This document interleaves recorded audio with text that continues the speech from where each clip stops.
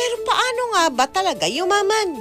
Ibinahagi ng financial guru ang kanyang 5 sikreto.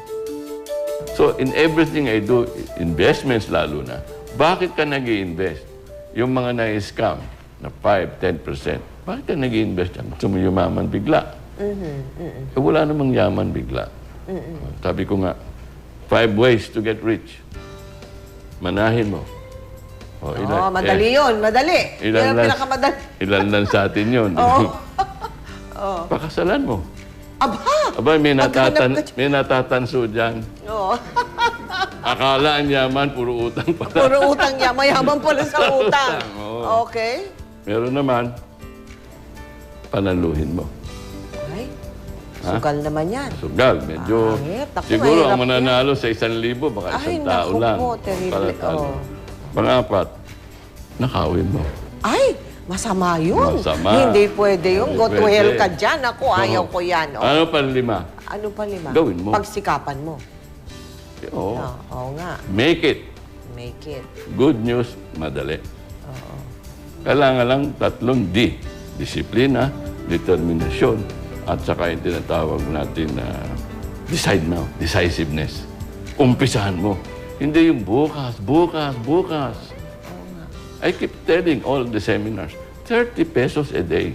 Isang soft drinks, isang bag ng chicharon, isang kaha ng sigarilyo. Milyonaryo ka in 30 years. Totoo ba yan? Totoo yan. Nangyayari yan. 30 pesos a day, sa 30 taon, milyonaryo ka, may 1 milyon ka. 2.1 million kung 10% per year. Ang dali nung 10%. Talaga? Oh. Kung naswertihan mong 20% a year, 15 million yan. Aba? Same amount of money, same amount of time. Bakit hindi ginagawa? Ayan, yan. Anong natuklasan mo dyan? Bakit nga? Hindi alam. Hindi niya alam kung ba't hindi niya Alam mo ginagawa. kasi sabi na, anong diferensya ng mayaman at yung wala. Oh, Ayoko ng word na mahirap eh. okay. Yung wala. O yung wala, okay. Dalawa, sabi ni isa, sikap at tiyaga. Oo. Tama. Pero mas importante, impormasyon. Impormasyon. Tungkol sa Tungkol sa paano ka palaguin yung pera mo. Yun ang aming advokasya. Oo, yun. Huwag mo baliwalain yung piso. Aha. Yung 1 milyon, hindi ka aabot kung wala kang piso. Oo. So, doon dapat. Okay. So, yun ang tinuturo namin ngayon, for lack of a better. Sineshare namin yung information. Ang desisyon nasa iyo pa rin. Dagdag pa niya, ang pagyaman daw ay nakasalalay sa ginagastos ng tao. Pag Huwag kang pinilit mo gagasta na yung hindi mo kaya. Ganun ba? Yan ang mga problema ng mga ahente, nakikita mo. Oo nga. Ano yung nakita mong most common wrong, no? Yung mali. Yung maling ginagawa nga ng Pilipino. Sa pag-handle ng pera niya, yung most common na mali. Ang mindset, unang-una. Mindset, ano yun? Lahat ng kinikita, dapat or di dapat, para ipanggastos. Oo. Dahil kaya ko naman kumita rin ulit. So, the assumption is short term. Wala, kaya ko yan. Mawalan na akong trabaho, kaya ko yan. Hindi naiisip na obligasyon mo. Tuloy-tuloy. Hindi na puputol. Lalo na kung may pamilya ka, di ba? So, bihira yun nagpaplano. Puro yung instant gratification. Pag nahirapan, ay, nagtrabaho kong mahirap, kailangan kong bakasyon naman. Kumita ko yung bonus ko, bibili ko ng... So, nagsisave tayo. Alam natin yung concept of saving. Para may bilhin. Oo. Nagsisave ako para bagong cellphone. O bagong...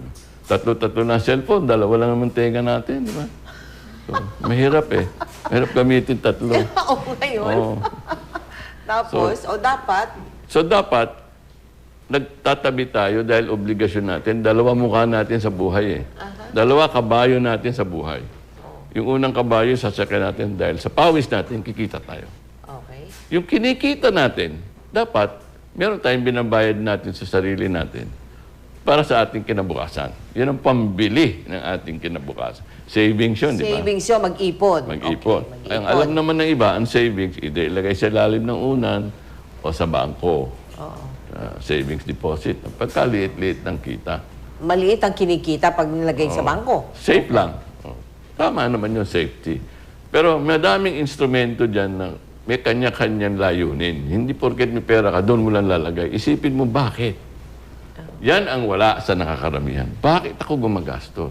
So pati, sinasabi mo to, Pax, na pati ang pag-iipon ay determinasyon din. Yes. Di ba? Pati ang pag-iipon, disiplina din. Kasi tataka ka eh. Yan ang parating mga ini-interview ako minsan. Man on the street, tatanungin ako. Oo nga. Pero wala kami. Ano masasave namin? Ganon. Kung magkano utang mo, saan mo ginastos? Oo. At quiet na. Bakit? Nagastos lang sa kung saan-saan. Kung saan lang nagastos. May payo rin si Francisco sa mga kasalukuyang nagnenegosyo at sa mga nais magnegosyo. Oo. Pag hindi mo binabayaran ang sarili mo, Oo. hindi ka, talo ka, mali ang costing mo. Aha. Dapat bayaran mo sarili mo para alam mo talaga kung yung negosyo, Kumikita ka, o kung hindi. maayos. Oo. So, nag-survey nga kami ng 200 businessmen eh. 15 lang ang nagsisweldo sa sarili nila eh.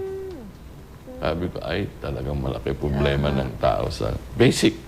Basic, ano? Yung basic discipline, basic understanding. Pag tamang pag-unawa ng magpatakbo o magpalago ng pera. Paghawak ng pera.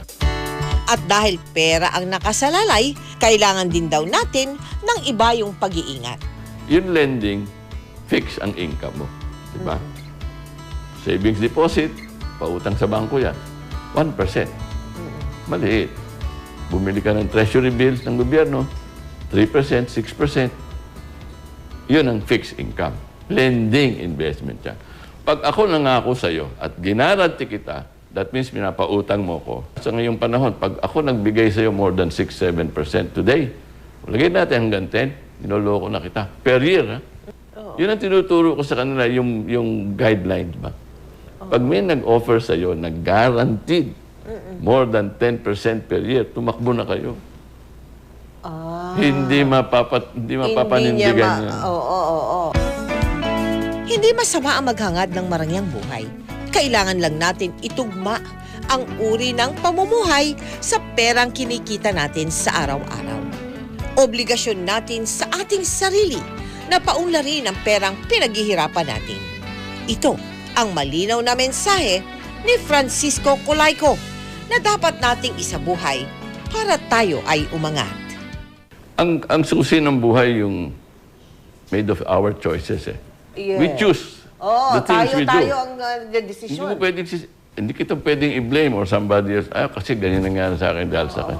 Desisyon ko yun eh. So, if you choose a lifestyle na hindi mo kaya, babaong ka sa utang. Oo. If you choose a lifestyle na kakayanin mo, mag-i-improve ang buhay mo.